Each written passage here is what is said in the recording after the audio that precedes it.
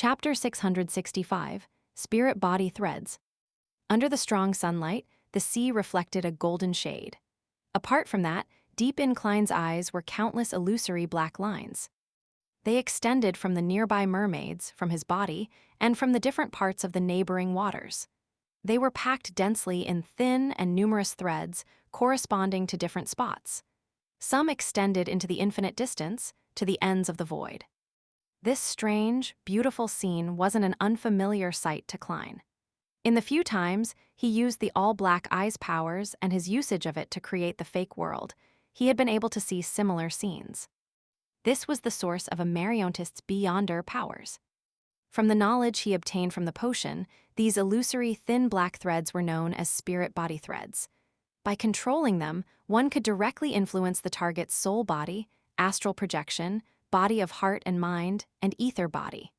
Then, with the ether body as a bridge, one could control the target's body. Therefore, all the beyonder powers of a Mariontist was built on the spirit body threads. Firstly, it could find a hidden target using the spirit body threads that existed in every creature. It was the best measure against a demoness's invisibility and a shadow ascetic's hiding in the shadows. Of course, Klein wasn't aware if there were means to hide one's spirit body threads. Secondly, it was to control a target like a puppet. It would make the target's thoughts and body stiffen. This was a type of forceful control and was almost indefensible. The only way of escaping this control was to rely on the potency of one's spirit body. It was almost no trouble for a Sequence 5 Mariontist to control anyone who wasn't a demigod. Thirdly, through the passage of time, the control would deepen. A Mariontist could completely turn the target into their marionette. Up to a certain distance, they could hide behind the scenes and control the marionette to do battle. While doing so, the marionette could use all of its original beyonder powers. This is truly magical, terrifying, strange, and indescribable. It's the perfect thing for someone working behind the scenes. It's no wonder Risego claimed that the control of spirit body threads is one of the most difficult abilities to deal with for anyone that isn't a high-sequence beyonder. But it requires time. Control cannot be instantly achieved. It requires a process that deepens with each step until it's ultimately achieved. To obtain initial control, the present me needs 20 seconds, but with the digestion of the potion, the time needed will clearly decrease. Once my Mariontist potion completely digests, I might be able to do it within 5 seconds. Yes, before the effects show, the target wouldn't even notice it. Perhaps those with prophetic abilities might be able to detect it. Once initial control of the target has been achieved, they will immediately be slow to think. Their actions will be impeded and their bodies stiffened. Then, bit by bit, they will develop into a puppet, a marionette. If a Mariontist has a partner, this process will make it easy to finish off a target that has been forcibly controlled. Yes, if the enemy's spirit body isn't strong enough, a Mariontist will have the strength remaining to even draw a gun or use a mystical item to act in concert with himself. If the controlling process isn't disrupted by an external force, the target will become my marionette after 5 minutes. In a sense, the marionette is truly dead, and the process is completely irreversible. Once the potion is completely digested, the time it takes to convert someone into a marionette will definitely be greatly shortened. The maximum number of marionettes I can control at present is 1. I can't be sure how many I can control in the future, but it will definitely increase. The limit seems to max out at 3. This will not only need time, but there's also a distance restriction. I can only see spirit body threads within 100 meters, and to control them, I need to be 5 meters from the target. When controlling marionettes, I cannot be more than 100 meters from it. I'm sure it will increase in the future. Apart from keeping its beyonder powers, a marionette can also normally use mystical items and sealed artifacts. Furthermore, it expends its own spirituality and not mine. Of course, my controlling of the marionette will expend spirituality itself. This ability is very suited for me. In extremely dangerous situations, with me having no choice but to investigate, I can let the marionette do it for me. Although it will be heartbreaking to lose it, it's better than having myself die. Back when Mariontist Risego came to deal with me, he must have been engaged in another operation. This resulted in him losing his marionette. Yes, he must have not fully digested the Mariontist potion. That's why he wasn't able to achieve initial control over me while waiting for me to open the door. He had to enter in order to converse with me. In short, this lives up to being a sequence 5 Beyonder power. Furthermore, the Beyonder powers before this have also been enhanced by 50% or even more. I'm really looking forward to knowing what kind of qualitative changes I'll experience when I reach sequence 4 when possessing so many strange powers. Sigh, I don't even know what its name is. Klein ended the inspection of his body and reflected wistfully. He then used the experience of setting an activation and deactivation method for his spirit vision to give himself a restriction of seeing spirit body threads, so as to not see things he shouldn't see. Activating by tapping my left thumb twice on the first segment of my index finger. Repeating the action deactivates it, same for the right hand. He reined in his thoughts and looked ahead, and he saw that the remaining mermaids had turned around and were looking at him with watery blue eyes. At the thought that he would have lost control and become a sealed artifact akin to 2049 without their singing or this simple ritual, Klein gave them a friendly smile. Affected by the charm, the mermaids also moved their lips and showed a somewhat embarrassed smile. As their light purple or deep red lips parted, one by one, Klein saw their teeth, razor-sharp like wolf fangs. They were white and shiny, and dripping from them was a sticky liquid.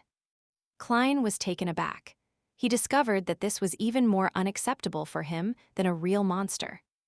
He had originally mentally prepared himself and treated mermaids as creatures that swam in the sea. Therefore, no matter how crazy and terrifying they looked, he believed that he could tolerate it. However, the situation was somewhat beyond his expectations. Mermaids were clearly beautiful and alluring females on the surface.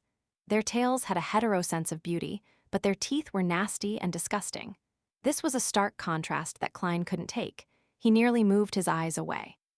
Waving his hand, he quickly took out a charm from the sea god domain and created another gale of wind to push his dinghy back to the future. Along the way, Klein couldn't help but recollect the feelings he just had.